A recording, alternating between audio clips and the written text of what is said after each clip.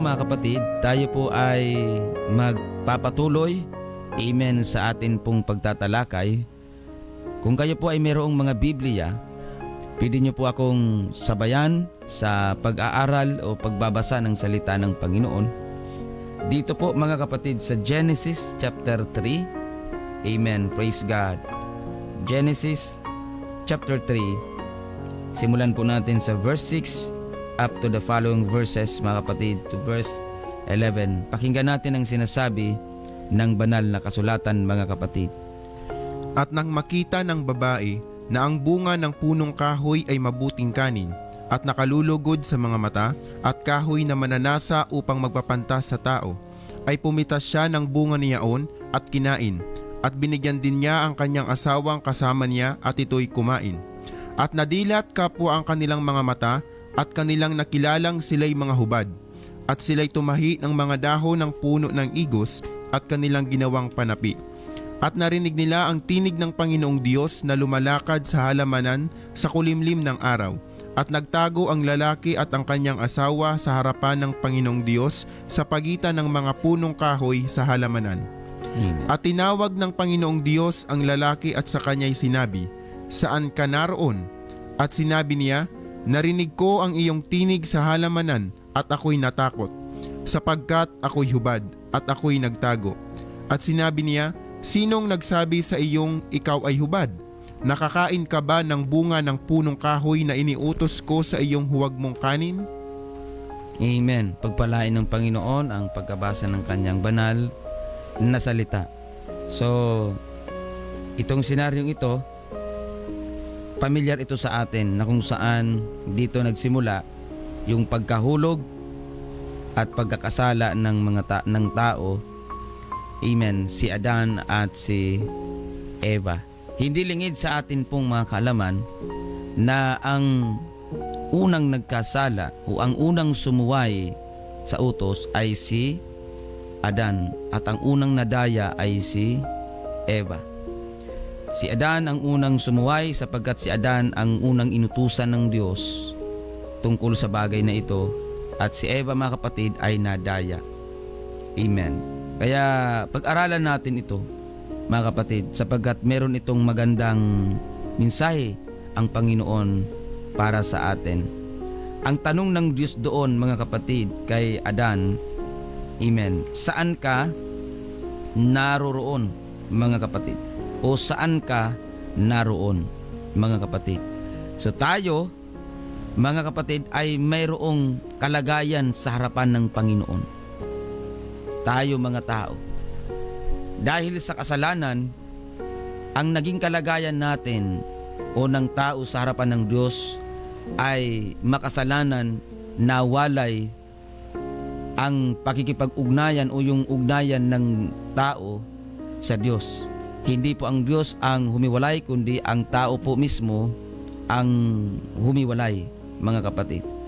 Tayo sa harapan ng Diyos, meron tayong kalagayan sa harapan ng Panginoon. Hindi natin pinag-uusapan dito yung estado ng buhay natin. Kung mayaman tayo o mahirap, hindi dito pinag-uusapan na ang ating, kumbaga, yung ating kakayahan, yung ating abilidad. Kundi ang pinag-uusapan natin dito ay yung ating personal na relasyon at yung ating pong kalagayan sa harapan ng Panginoon. Nagsimula ang kahirapan nung pumasok ang kasalanan sa pamamagitan ni Eva at ni Adan, mga kapatid. At hanggang ngayon, nararanasan natin, mga kapatid, yung resulta ng kasalanan. Walang iba kundi ang kamatayan at ang kahirapan. Kaya mga kapatid at mga kaibigan, ang pinakadahilan o pinakaugat kung bakit ang tao po ay nahihirapan, walang iba kundi ang kasalanan. Kasalanan ang pinakadahilan kung bakit ang tao ay naghihirap hanggang ngayon. Pero salamat sa Panginoon dahil mayroong pag-asa tayo sa Diyos sa pamamagitan, mga kapatid, ng salita ng Panginoon kung ito'y ating tatanggapin.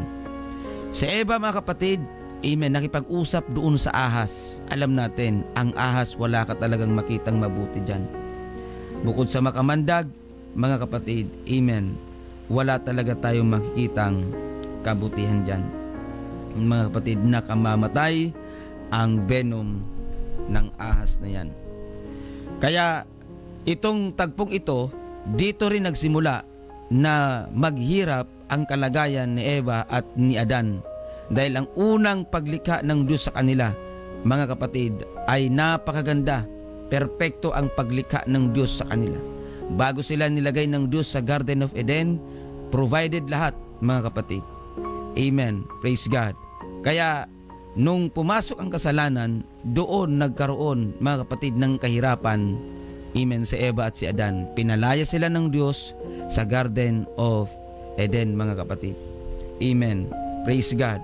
Kaya dito natin makikita na lahat ng kailangan, mga kapatid, ni Eva at ni Adan, bago pa sila ilagay ng Diyos sa Garden of Eden, provided na po ng Diyos lahat. Nandyan ang kanilang makakain, nandyan lahat, mga kapatid, ang mga kakailanganin nila, nandyan lahat ng kanilang kakainin, mga kapatid. Kaya lang, bagamat lahat nandyan na, provided na ng Panginoon, kaya lang, mas ginusto pa rin ni Eva at ni Adan mag-explore. Ganon tayo minsan, mga tao, mga kapatid. Minsan hindi natin nakikita yung inilagay o provide ng Panginoon para sa atin. Dahil gusto natin mag-explore. Ang tao mahilig mag-explore. Kahit alam niyang mali, gusto ng tao mag-explore, mga kapatid. Tingnan natin yung Genesis chapter 3, verse 6, mga kapatid. Pakinggan natin ang sinasabi. At nang makita ng babae na ang bunga ng punong kahoy ay mabuting kanin at nakalulugod sa mga mata at kahoy na mananasa upang magpapanta sa tao, ay pumitas siya ng bunga niyaon at kinain, at binigyan din niya ang kanyang asawang kasama niya, at ito'y kumain. Amen. Malinaw ang utos ng Panginoon sa kanila. Huwag mong kakanin, huwag niyong kakanin yan, sapagkat ni humipuman, sapagkat mamamatay kayo pagka ginawa niyo yan. Yun ang utos ng Diyos. Napakalinaw, mga kapatid. Amen. Sa kabila ng provided na lahat ng pangangailangan ni Eva at ni Adan, hindi nila nakita yung halaga nun, kundi mas pinag-interesan nila yung isang bagay na ipinagbabawal ng Diyos na kanin nila. Kahit ang mundo ngayon, mga kapatid, mas gusto ng tao ang bawal, mas gusto ng tao ang mali kaysa sa tama. Mga kapatid, mas gusto ng tao na mas nag-i-enjoy ang tao na gumawa ng mali kaysa gumawa ng tama. Mas masaya sila doon. Kaya nga, masdan nyo po ang mundo ngayon, mga kapatid. Yung pagmumura, expression na lamang yun. Pero kung tutusin, hindi tama yun. Mali yun, mga kapatid. Pero bakit hindi na nagagawa? Kasi doon sila masaya. Kahit masaya sa'yo, kahit natutuwa sa'yo ang tao, mumurahin ka. Pag hindi naman sa'yo natuwa, mumurahin ka pa rin. So nagiging expression na lang yun. Hanggang sa nakasanayan, mga kapatid. Pero sa totoo lang, kung Biblia ang ating tatanungin, hindi tama yun. Mga kapatid, maglingkod ka ngayon sa Diyos, pagtatawanan ka. Pero pag maglasing ka, buong magdamag, aapiran ka pa niyan, pupurihin ka pa. Ganon, mga kapatid. Magpuri ka sa Diyos, sasabihin kang baliw. Pero yung mga nagdodroga, hindi sasabihin baliw. Mga kapatid. So ang mundo ngayon baliktad. Mga kapatid. Kahit alam nilang mali, yun doon sila nagiging masaya. Nag-i-enjoy sila sa paggawa ng mali kumpara sa paggawa ng tama. Kaya nga, mga kapatid, amen, mas marami ang hindi naglilingkod sa Diyos kumpara sa naglilingkod sa Diyos. Kasi ang mundo, gusto ng mundo, mga kapatid, na sumasalungat sila sa kagustuhan ng Diyos. Mga kapatid. Amen. Praise God. May mga bagay talagang alam naman nating mali at walang kahihinat ng mabuti sa atin. Kaya lang, nagagawa natin dahil sa kagustuhan natin. maranasan. Mga kapatid, alam ng mali, gagawin kasi gusto ma-experience. Si Eva at si Adan, mga kapatid, provided lahat ng Diyos, provided lahat ng Diyos ang kanilang kakainin, bunga ng mga punong kahoy, mga kapatid. Pero sa kagustuhan nilang matikman, mga kapatid, amen, binaliwala nila yung utos ng Panginoon. Mga kapatid, amen, praise God. Ang tao kasi, hanggat hindi niya nararanasan, hindi siya nagkakaroon ng realization, hanggat hindi nararanasan. Kaya nga, kahit ang mga kabataan ngayon, mga kapatid, amen, pag pinapayuhan ng mga magulang, ayaw sumunod. Pero pagka naranasan niya na yung resulta ng kanyang maling desisyon, saka siya nagkakaroon ng realization, mga kapatid. So ang tao minsan kailangan munang maranasan ang rimalaso bago matuto. So pwede naman natin, mga kapatid, magawa na bago pa dumating ang rimalaso, matuto na tayo, mga kapatid. Kaya napakahalaga na makita natin ang kahalagahan ng salita ng Diyos sa buhay natin. Kaya si Eva at si Adan, alam nilang may utos, pero mas pinili nilang i-disregard yung utos, mga kapatid. Tingnan natin ang Genesis chapter 3 verse 2, amen, hanggang 3. At sinabi ng babae sa ahas, sa bunga ng mga punong kahoy sa halamanan ay makakakain kami. Datapwat sa bunga ng punong kahoy na nasa gitna ng halamanan ay sinabi ng Diyos, huwag kayong kakain niyaon, ni huwag ninyong hihipuin, baka kayo'y mamatay. Yan po, mga kapatid, ang utos ng Panginoon. Huwag niyong hihipuin, huwag niyong kakainin. Huwag hihipuin. Ibig sabihin, huwag niyong hawakan, ni hawakan lang, huwag niyong hawakan, mga kapatid. At huwag niyong kainin. Pero ang ginawa nitong dalawa, hindi lang nila hinawakan, kinain pa nila, mga kapatid. Meron ding utos ang Diyos. Sa panahon ngayon, mga kapatid, tahasang nilalabag ang kautusan ng Panginoon. Ang sabi sa unang utos ng Diyos, mga kapatid, sa tao. Kasi kung mapapansin nyo, mga kapatid, ang unang utos ng Diyos kay Eva at kay Adan, huwag nyong hahawakan, huwag hihipuin, huwag kakainin. Ang ginawa ni Eva at ni Adan, hindi lang nila hinipo, kinain pa nila. Sa panahon ngayon sa atin, mga kapatid, alam natin ang pinakaunang utos sa 10 utos sa tao.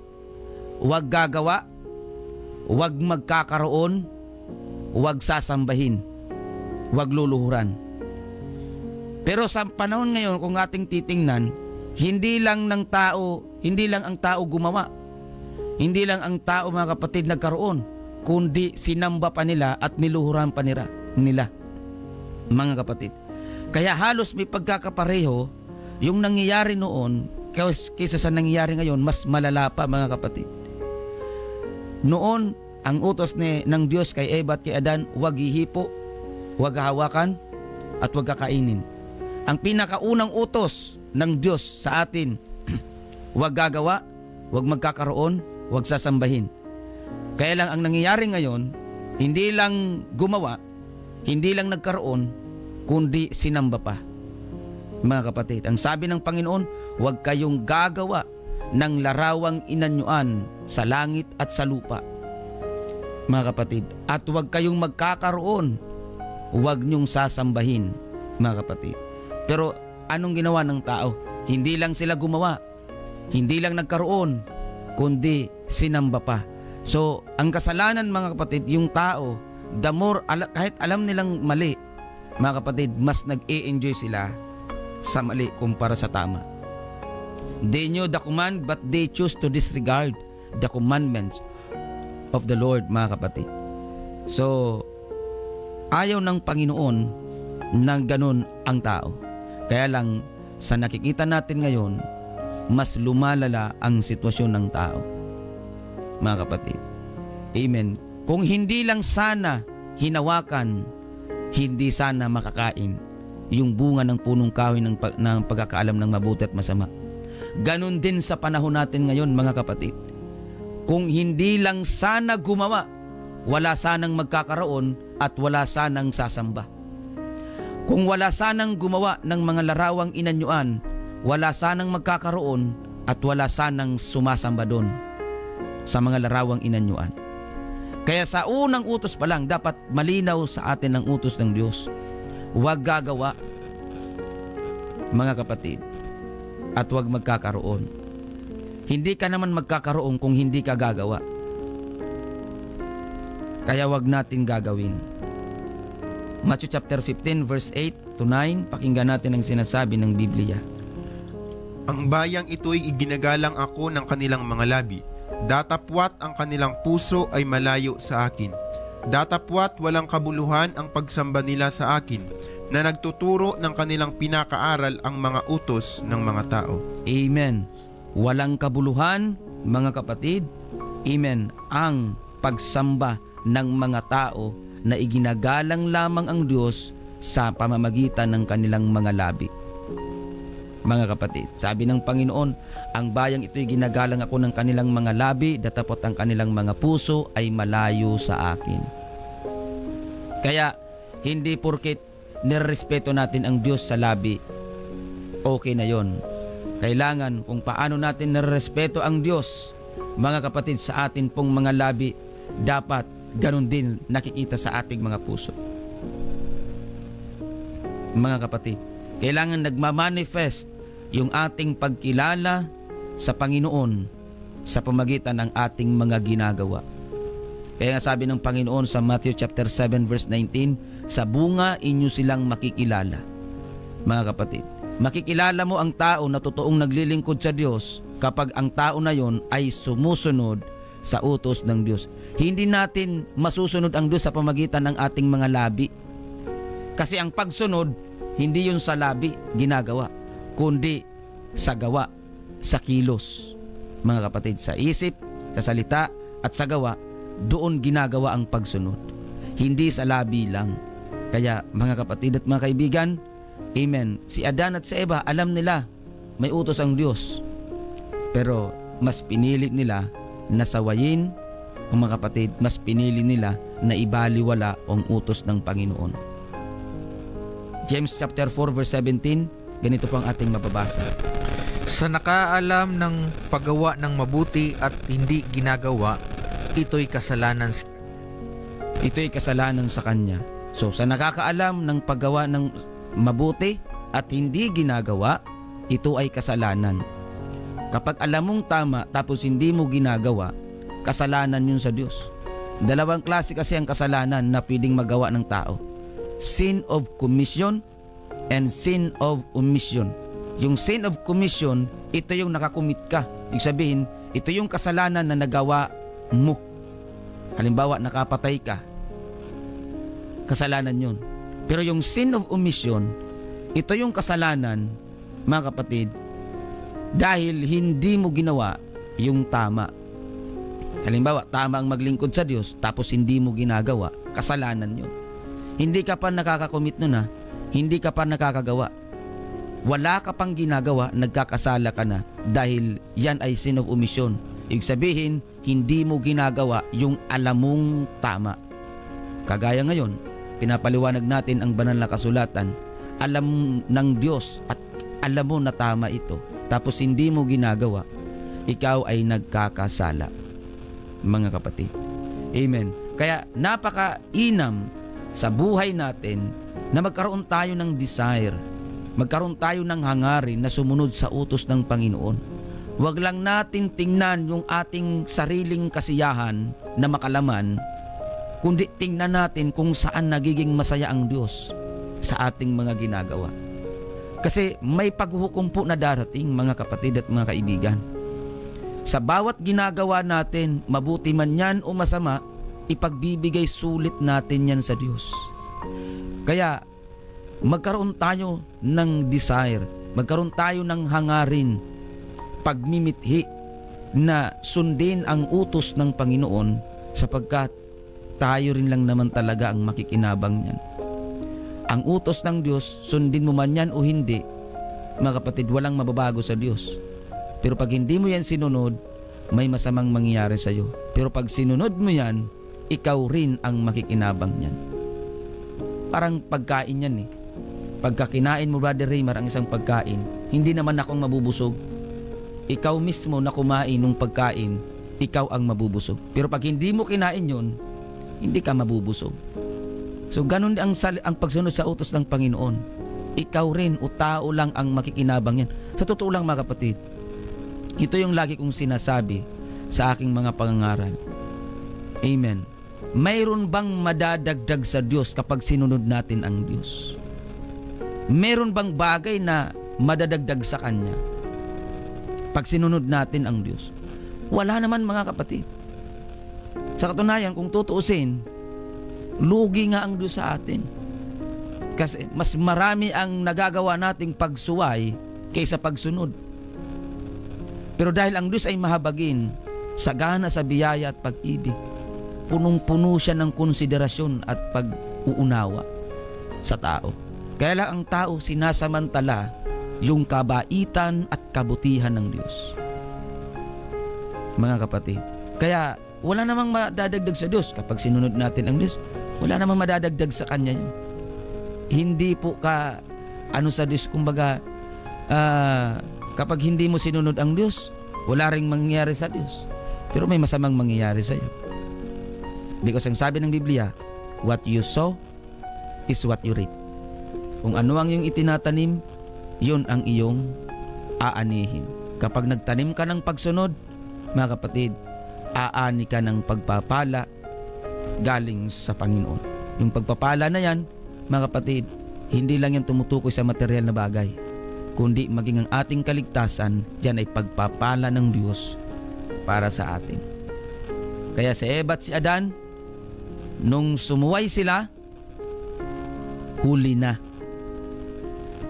Huli na bago nila na-realize na nagkasala sila. Pakinggan natin ang sinasabi ng verse 3 ng Genesis verse 7 ng Genesis chapter 3. Pakinggan natin mga kapatid. At nadilat kapwa ang kanilang mga mata, at kanilang nakilalang sila'y mga hubad, at sila'y tumahi ng mga dahon ng puno ng igos, at kanilang ginawang panapi. At narinig nila ang tinig ng Panginoong Diyos na lumalakad sa halamanan sa kulimlim ng araw. At nagtago ang lalaki at ang kanyang asawa sa harapan ng Panginoong Diyos sa pagitan ng mga punong kahoy sa halamanan. Ayun mga kapatid, doon na nagsimula yung kanilang kamalayan na sila po ay hubad. Pero nung hindi pa nagkakasala, si Eva at si Adan, hindi nila alam yun.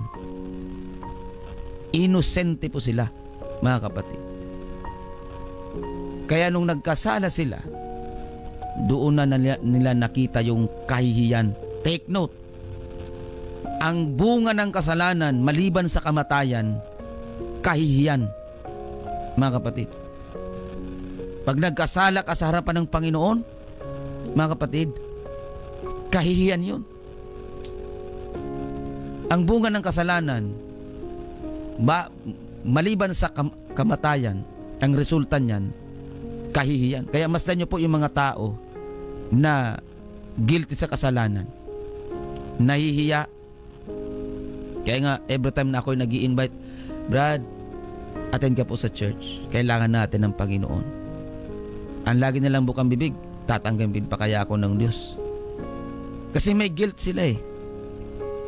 Yung mga mananampalataya naman, na mga backsliders, mga lumayo sa Panginoon, ano na nangyayari sa kanila? Nahihiya na sila. So ang tao ganun, pag ang tao nagkasala, nahihiya yan sa Diyos. Kaya masdan nyo po, mag-invite ka ng bisita sa church. Ang unang impression nila, ang unang mararamdaman nila kapag sa panahon ng worship, nahihiya yan sila, mga kapatid. Pero pag na-restore yung kanilang relationship sa Panginoon, mga kapatid, amen, hindi na yan nahihiya. Bakit? Kasi ramdam niya yung pagtanggap ng Diyos sa kanya. Yung nasirang relasyon, yung nasirang ugnayan nila sa Panginoon na restore. Mga kapatid, amen, praise God. Purihin ang Panginoon. Hindi na yan mahihiya. Mga kapatid, kahit sa kalagitnaan pa ng maraming mga tao, kaya niyang magpuri sa Panginoon sapagkat hindi na siya nahihiya. Pero yung mga tao na naalipin sa kasalanan, nahihiya yan.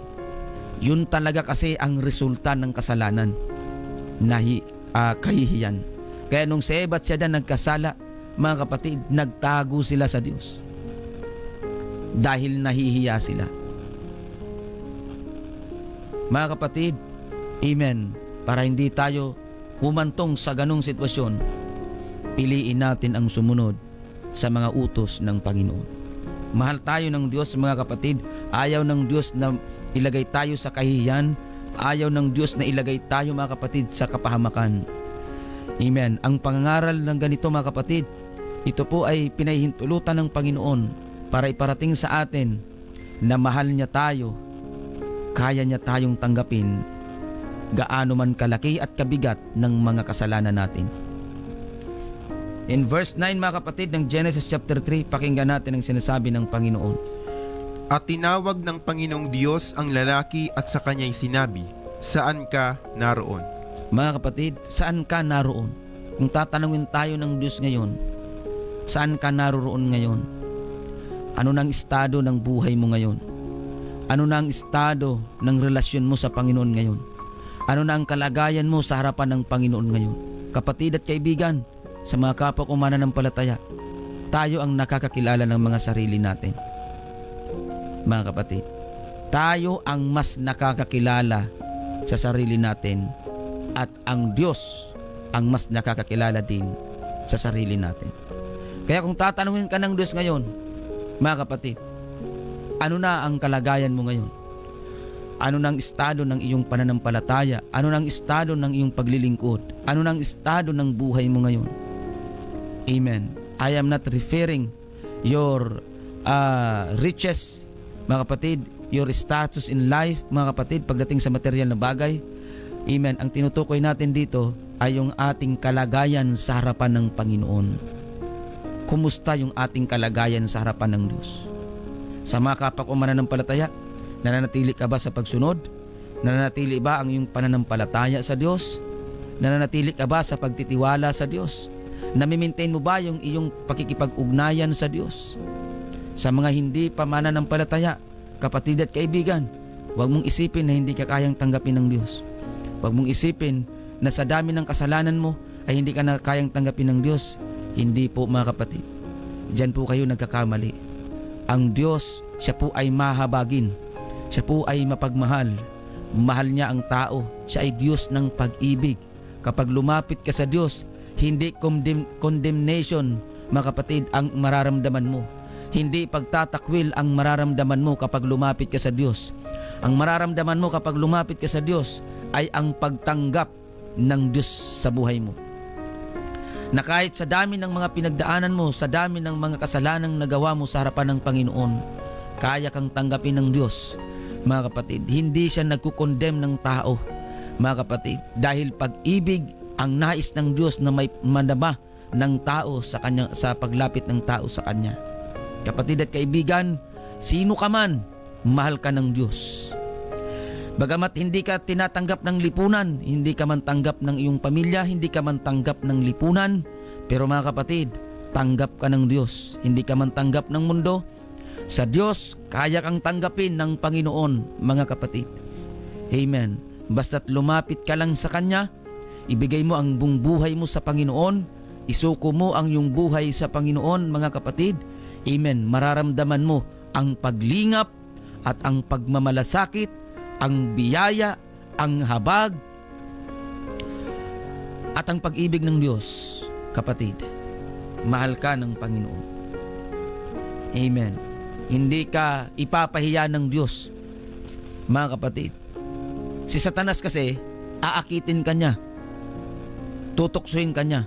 Pag kumagat ka sa pang-aakit niya, kapag kumagat ka sa tukso niya, ang susunod mong mararamdaman, guilt, Kapag naramdaman mo ang guilt, mga kapatid, ipapahiya ka ni Satanas. Ganun siya. Si Satanas kasi, wala pong mabuting bagay kay Satanas.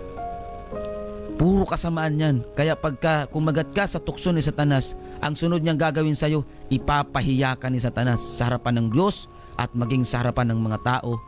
Higit sa lahat, sa sarili mo. Ipapahiya ka ni Satanas sa sarili mo.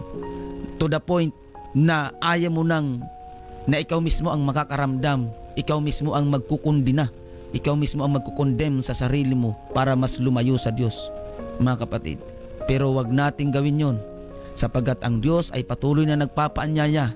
Matthew chapter 11 verse 28, lumapit kayong lahat na napapagalat na bibigat ang luba at kayo'y aking papagpapahingahin. Mga kapatid, Isaiah chapter 1 verse 18, Amen, praise God, magseparito kayong lahat at tayo'y magkatwiranan. Ang Panginoong Hesus ay patuloy na nagpapaanyaya mula pa noon hanggang ngayon, kapatid at kaibigan, inaanyayahan ka ng Panginoon.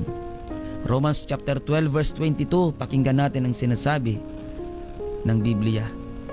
Ang pananampalataya mo na nasa iyo ay ingatan mo sa iyong sarili. Sa harap ng Diyos, mapalad ang hindi humahatol sa kanyang sarili sa bagay na kanyang sinang-ayunan. Ang pananampalataya mo sa mga kapwa ko mananampalataya, ang pananampalataya mo na nasa iyo ay ingatan mo sa iyong sarili, wag para sa iba. Mga kapatid, sa pananampalataya, yung pananampalataya mo na nasa iyo, ingatan mo sa iyong sarili. Wag mong ingatan yan para sa iba. Ibig sabihin, may mga Kristiyano kasi na masyado silang concern sa opinion ng iba kaysa personal niyang karanasan sa Diyos. Dapat ang concern natin ay kung ano yung personal experience natin sa Diyos nung tayo ay sumunod sa utos ng Diyos. Huwag natin pakinggan yung mga opinion ng mga tao na hindi naman talaga kumikilala kay Kristo. Si Eva kasi at si Adan, mas pinakinggan nila yung boses ng ahas kaysa boses ng Diyos. Kaya anong nangyari? Doon nagkaroon mga kapatid ng pagpasok ng kasalanan na yun. Mga kapatid, ganun din tayo. Walang pinagkaiba yun, iba lang ang panahon. Pag pinakinggan mo yung mga tao na wala namang karanasan sa salita ng Diyos, pag pinakinggan mo, lalo na yung mga pilosopong tao, pag masyado mo silang pinakikinggan, maaapektuhan ka niyan at baka madala ka niyan. Kaya sa mga nakikinig ngayon, huwag nating pansinin yung mga opinyon ng mga tao, mga kapatid, sa ating pakikinig sa salita ng Panginoon. Mas pakinggan natin, mas maging concern tayo doon sa ipinangungusap ng Diyos sa atin, mga kapatid, while we are listening, mga kapatid, amen, sa salita ng Panginoon ngayon. Huwag natin pakinggan yung mga opinion ng mga tao. Pakinggan natin kung ano ang sinasabi ng Diyos sa iyo habang ikaw ay nakikinig sa programang ito.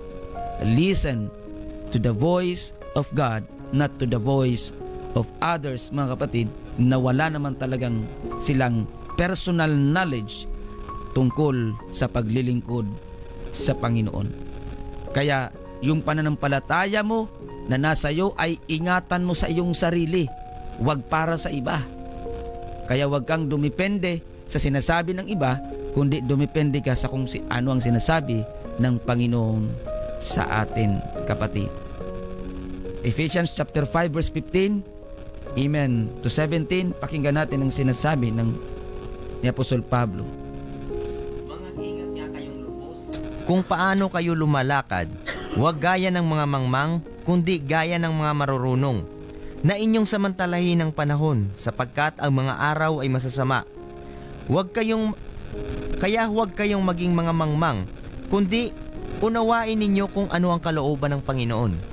Mag-ingat nga tayong lubos kung paano tayo lumalakad, huwag gaya ng mga mangmang, kundi gaya ng marurunong, na inyong samantalahin ang panahon, mga kapatid, sapagkat ang mga araw ay masasama. Kaya wag tayong maging mga mangmang, sabi ni Apostol Pablo. Kundi, anong gagawin natin? Unawain natin kung ano ang kalooban ng Panginoon. Wag natin unawain kung ano ang opinyon ng mga tao.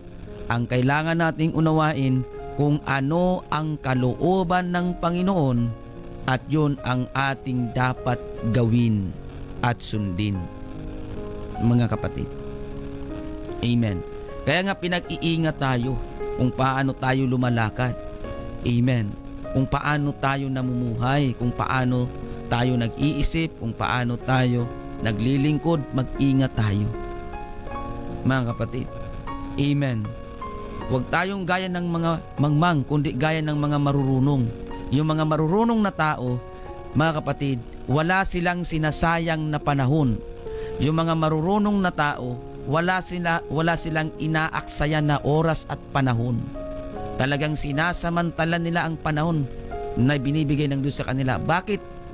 Kasi yung panahon na binibigay sa iyo ng Panginoon, pag hindi mo yan pinahalagahan, lilipas yan. Masasayang yan, mga kapatid. Amen. Kaya dapat nating samantalahin ang panahon, sapagat ang mga araw ay masasama. Hindi natin alam ang mangyari bukas, hindi natin alam ang mangyari sa susunod na mga araw. Ang tanging hawak lamang natin ay ang presenteng sitwasyon at oras. Unawain natin ang kalooban ng Panginoon, huwag natin unawain kung ano ang kalooban ng mga opinyon o ng mga tao na nagbibigay ng mga opinyon na labas naman sa kalooban ng Panginoon. Mga kapatid at mga kaibigan, mahal tayo ng Diyos, mga kapatid. Amen. Repasuhin natin ang ating mga sarili. Ipasiyasat natin sa Panginoon kung ano na ang kalagayan natin sa Kanyang harapan. Kasi kung meron mang tama na tao o kung meron mang na magsasabi sa atin kung ano na ang tunay na kalagayan natin, hindi po yung kapwa natin.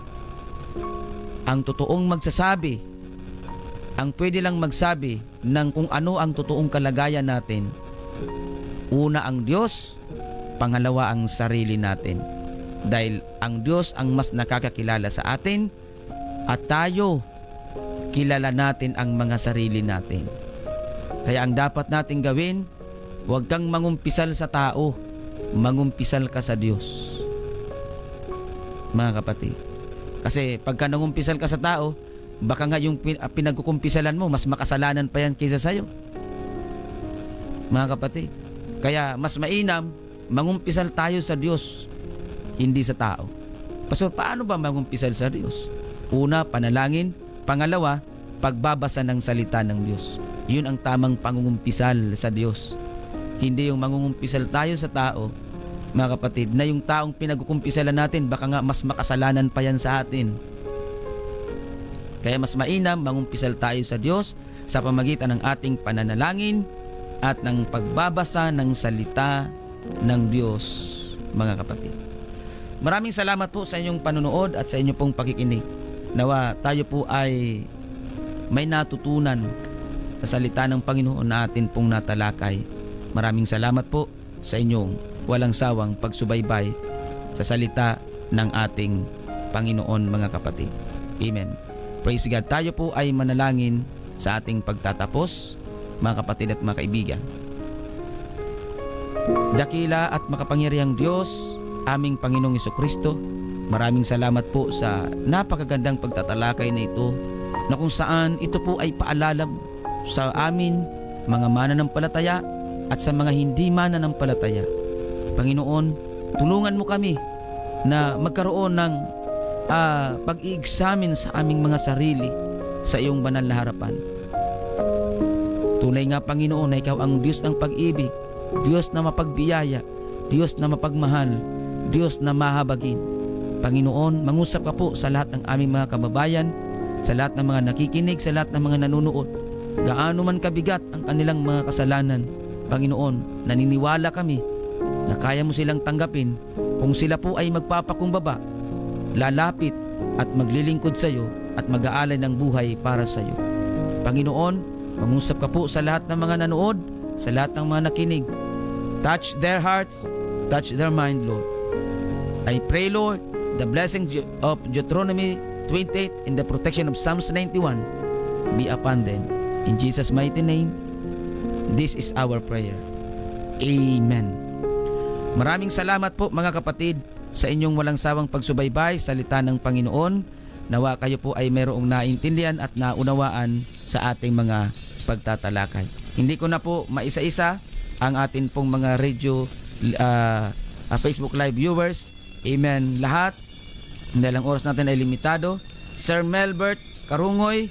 Amen. Thank you so much, sir, sa panunood. Pagpalain kayo ng Panginoon. Amen. At sa lahat ng mga nanood sa FB page ng New Gen FM, thank you very much po. Amen. Limitado na po kasi ang oras natin. Maraming salamat sa mga nakikinig, sa lahat ng mga nanonood. Ako po ang inyong lingkod, Pastor Alfred Diniralo ng United Pentecostal Church Matnog. Kasama ko po sa Bible Reader, sina Brad Raymar, Brad Angelo, Brad Aljon. Maraming salamat po sa technical side, Paring Box. Pagpalain po kayo ng Panginoon. Sa pangalan po ng ating pong pastor, Pastor Alfred Diniralo, mga kapatid, ako po ang inyong lingkod. Maraming salamat po sa inyong pagsubaybay. Lagi nating tatandaan, wag na wag po nating kakalimutan. Mahal tayong lahat ng Panginoon na siyang ating buhay na pag-asa. God bless everyone.